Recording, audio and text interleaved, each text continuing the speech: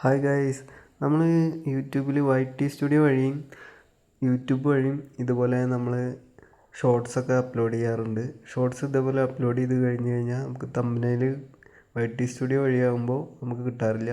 YouTube വഴിയാണെങ്കിൽ നമുക്ക് തമ്പനെയിലായിട്ട് അപ്പോൾ set ചെയ്യാനുള്ള ഒരു ഓപ്ഷൻ വരാറുണ്ട്, പെൻസിൽ ഐക്കൺ വന്നിട്ട്. എന്നാൽ നമുക്കത് ചേഞ്ച് ചെയ്യാനുള്ളൊരു ഓപ്ഷൻ പുതിയൊരു അപ്ഡേറ്റിൽ വന്നിട്ടുണ്ട്. അത് YT സ്റ്റുഡിയോ വഴി ഇങ്ങനെ നമ്മൾ കയറിയിട്ട് വീഡിയോസ് സെലക്ട് ചെയ്തിട്ട് എഡിറ്റ് ഓപ്ഷനിൽ കയറി കഴിഞ്ഞാൽ നമുക്കത് വന്നതായിട്ട് കാണില്ല. എന്നാൽ യൂട്യൂബ് പുതിയതായിട്ട് അപ്ഡേറ്റ് ചെയ്തതിൽ വന്നിട്ടുണ്ട്. പഴയ അപ്ഡേഷനിൽ അതില്ല, അതാണ് ഇപ്പോൾ കാണിച്ചത്.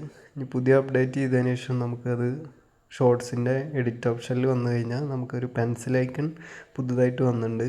അപ്പോൾ നമുക്കത് ഷോർട്സും കാര്യങ്ങളും വീഡിയോസ് ഇട്ട് കഴിഞ്ഞാൽ നമുക്ക് ഫോട്ടോസ് എപ്പോൾ വേണമെങ്കിൽ ചേഞ്ച് ചെയ്യാം, അങ്ങനെയുള്ളൊരു ഓപ്ഷൻ ഉണ്ട്.